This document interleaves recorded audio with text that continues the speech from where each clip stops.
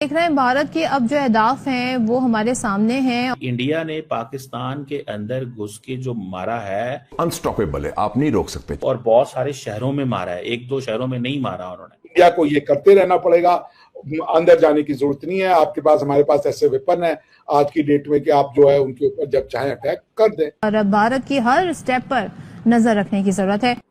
Obviously जो इंसान का स्ट्रेंथ होती है, इंसान उसी के ऊपर खेलता है। इंडिया की स्ट्रेंथ ये है कि जी हमारा आउटकम क्या है। देखें, इंडिया को ये एडवांटेज तो है कि इंडिया ने पाकिस्तान के अंदर हमला किया और पाकिस्तान के मुख्तलिफ शहरों पे हमला किया। ये इंडिया को है एडवांटेज और बड़ा हाई एडवांटेज है इंडिया को, याद रखें। इंडिया ने पाकिस्तान के अंदर घुस के जो मारा है वो और बहुत सारे शहरों में मारा है, एक दो शहरों में नहीं मारा उन्होंने। अब पाकिस्तान की तरफ से कोई बात स्टेटमेंट नहीं आ रही, उसकी वजह क्या है मैं आपको बताता हूँ। Pakistan doesn't want to give a message at this moment. Pakistan क्या कह रहा है? Peace talks engagement dialogue. India का कहता है नहीं, हमने मारना है, हम डीप इनसाइड जाएंगे, हम इनको नुकसान पहुंचाएंगे, हम इनको तकलीफ देंगे। ये this is what Pakistan India is saying, we will go deep inside. Pakistan क्या कहता है? पाकिस्तान बात करता है टॉक्स की, अमन की, डायलॉग की, एंगेजमेंट। जय हिंद दोस्तों। पाकिस्तानियों का मानना है कि मानो या न मानो भारत ने हमें जमकर ठोका है। कमर चीमा खुद एक्सेप्ट कर रहे हैं आज के सेशन में कि भारत ने उनके शहरों में कई शहरों को निशाना बनाया था। अभी तक कई वीडियोस में वो बोल चुके हैं कि भारत ने ज्यादा नुकसान नहीं किया था, लेकिन जैसे जैसे परतें खुल रही हैं तो हर कोई अपनी देश की सच्चाई बता रहा है और ऐसे में उनको डर सता रहा है कि भारत शांति की बात तो कर नहीं रहा, कहीं न कहीं फिर से ठुकाई हो सकती है। इंडिया को ये करते रहना पड़ेगा, अंदर जाने की जरूरत नहीं है। आपके पास, हमारे पास ऐसे वेपन है आज की डेट में कि आप जो है उनके ऊपर जब चाहे अटैक कर दें। ये एक रियलिटी अब पाकिस्तान को एक्सेप्ट करनी पड़ेगी कि एक सब न्यूक्लियर कन्वेंशनल वॉर की जगह इंडिया ने बना दी है। ऑपरेशन सिंदूर का ये बहुत बड़ा अचीवमेंट है कि अब अगर रावलपिंडी, भावलपुर या कहीं और से मुरीद के नहीं, कहीं और से तुम ट्रेनिंग कैंप बनाओगे, हमारे मिसाइल वहां जाके मारेंगे, बाकी तुम्हारी इच्छा है जो उसके बदले में तुम करना हो करो। दुनिया को ये मैसेज जा चुका है कि अब आप ये वॉर, ये हमसे मत कहिएगा कि ये जो है वो है, क्या नाम है, सॉवरेनिटी या यूएन चार्टर का वायलेशन हो रहा है। दूसरी चीज आपको ये भी ध्यान रखनी पड़ेगी कि operation Sindoor is a war on terror. ये दुनिया को बताना पड़ेगा। ऑपरेशन सिंदूर कोई स्टैंड अलोन वॉर नहीं है। ऑपरेशन सिंदूर, क्योंकि war on terror was war against जिहाद, operation Sindoor was also war against जिहाद। We need to ally them, these forces.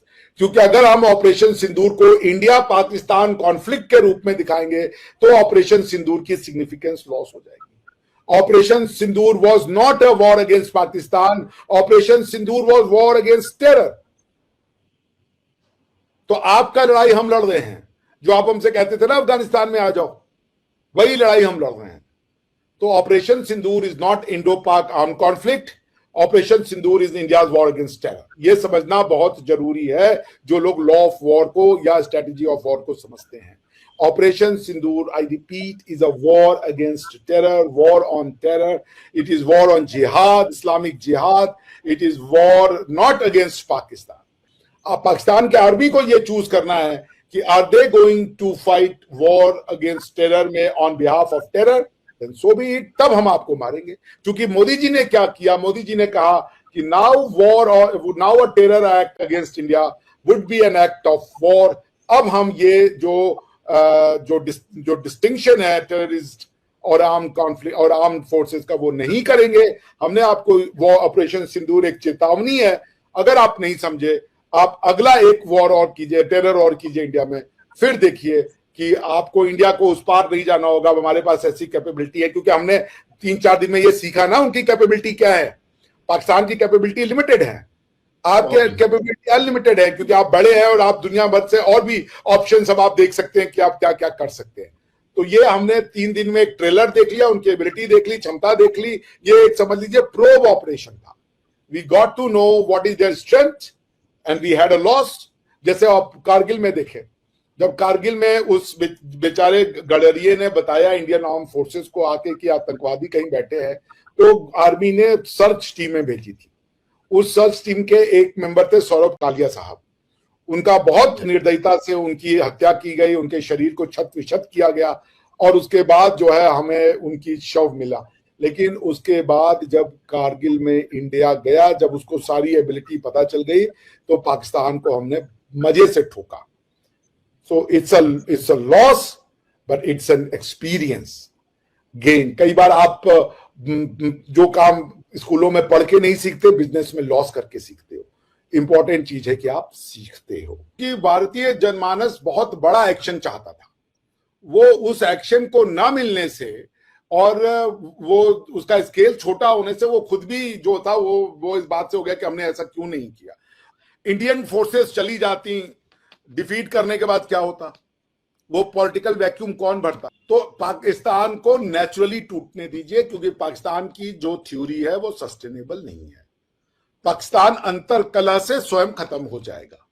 एक केपीके में ऑपरेशन बदर और ऑपरेशन खंदक चल रहा है, बीएलए जो है उनको बलूचिस्तान में उनको रगड़ रही है, और उसके बाद पंजाब में भी आर्मी के अगेंस्ट में लव लॉस्ट हो। ठीक है ना, हमारा काम यह था कि हम मैं अपनी बात खत्म कर रहा हूं, हम आतंकवादियों पे अटैक करने गए थे।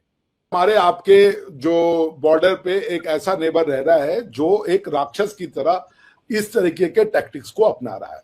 प्रभु श्री राम जब बच्चे थे तो विश्वामित्र जी के वहां पे इसलिए गए थे क्योंकि विश्वामित्र जी जब यज्ञ और हवन और किसी जो वो अपनी दैनिक दिनचर्या करते थे तो राक्षस उसमें विघ्न हुए। तो प्रभु श्री राम तब से लड़ रहे थे और अंत में भी लड़ना ही पड़ा। दोस्तों, पाकिस्तान का जो सिस्टम है वो अब बिल्कुल कॉम्प्रोमाइज हो चुका है।